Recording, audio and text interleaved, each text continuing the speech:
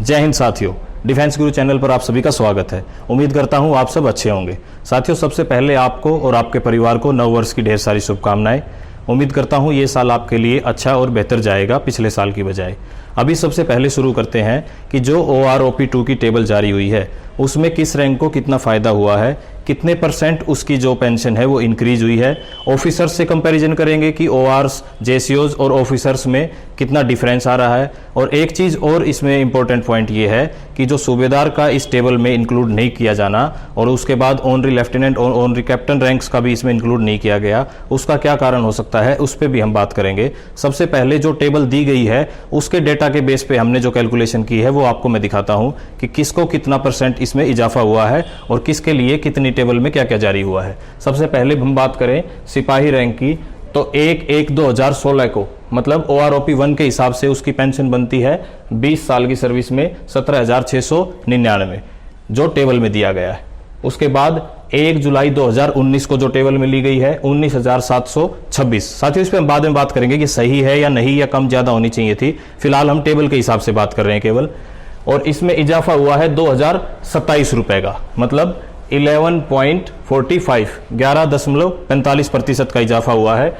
Total arrear संभावित है, ये लाइकली है, एक्यूरेट नहीं है। 87,000 रुपए इसमें बताया गया है। वहीं नायक की अगर 22 साल सर्विस में बात करें 18,427 OROP1 के हिसाब से, 21,101 1 जुलाई 2019 को इन्होंने एवरेज लिया है जो। उसके बाद ये बनता है आपका इंक्रीज 2674 2674 रुपए और 14.51%। मतलब आप देखेंगे पूरी टेबल में तो सबसे ज्यादा नायक को फायदा हुआ है 14.5% इस टेबल के हिसाब से, और इनका एरियर बनता है 1,14,000 रुपए।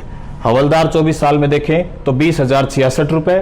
उसके बाद 21,782 रुपए 1 जुलाई 19 को जो इन्होंने एवरेज लिया है। उसके बाद इनमें इनकी पेंशन में इजाफा हुआ है 1,716 रुपए, मतलब 8.55%।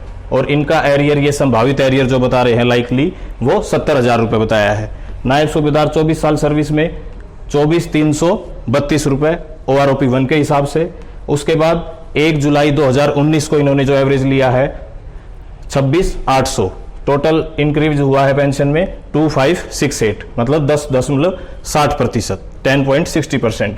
और 1,08,000 रुपए इनका एरियर बना है। वहीं बात करें सूबेदार मेजर की तो इनकी पेंशन 33,526 रुपए एज पर OROP1, 37,600 1 जुलाई 2019 को, और 4,4074 मतलब 12.15% का इजाफा इन्होंने इसमें दिखाया है टेबल में। और इनका एरियर बन रहा है 1,75,000 रुपए। ऐसे ही 12%, 13%, 11, 12, 9, 10 ये आपका मेजर से लेके और लेफ्टिनेंट जनरल रैंक्स तक है। तो साथियों, बहुत ही एक बड़ा डिफरेंस तो नहीं कह सकते हम ऑफिसर से अगर कंपेयर करें JCOs OR को, क्योंकि 11, 14, 8, 10, 12 यहां भी वैसे ही है, ज्यादा कोई मेजर डिफरेंस नहीं है। अब बात करते हैं कि सूबेदार और जो ऑनरी रैंक्स हैं वो इसमें शामिल क्यों नहीं की गई है। आप ये टेबल एक बार ध्यान से देख लीजिए, अगर आप स्क्रीनशॉट लेना चाहें तो स्क्रीनशॉट भी ले लीजिए। अभी हम बात करते हैं सूबेदार और ऑनरी रैंक्स की। साथियों, रैंक विद सर्विस, एक सूबेदार 28 साल की सर्विस, अगर OROP1 की हम बात करें तो उसमें 31,529 रुपए उनकी पेंशन बनती है OROP1 के हिसाब से। और हम 1/1/2016 के बाद जो रिटायरी आ रहे हैं, अगर उनमें सबसे पहले लें हम, सबसे कम इसमें करीबन 27,000 रुपए बेसिक निकल के आ रही है। तो जो 1/1/16 के बाद जो आए हैं वो 27,000 ले रहे हैं केवल, और ये 31,529 ले रहे हैं। तो क्या ये एक कारण हो सकता है कि ये जो पेंशन ज्यादा ले रहे हैं तो OROP2 में इनको रिवीजन में फायदा शायद ना मिले, या फिर जो फाइनल टेबल जारी होगा रैंक वाइज स्ट्रक्चर जिसमें दिया जाएगा और लेंथ ऑफ सर्विस के हिसाब से दिया जाएगा, उसमें यह चीज ज्यादा क्लियर हो पाएगी। लेकिन एक कारण ये भी है। ऐसे ही ऑनरी लेफ्टिनेंट और ऑनरी कैप्टन रैंक्स में भी आप फर्क साफ देख सकते हैं। तो ये एक बहुत बड़ा कारण हो सकता है साथियों। अब अगली वीडियो में हम इन पे ओरिजिनल PPOs के साथ बात करेंगे कि किसकी कैलकुलेशन में कितना फर्क है, क्या ये टेबल जारी की गई है ये जस्टिफाइड है सर्विस के हिसाब से।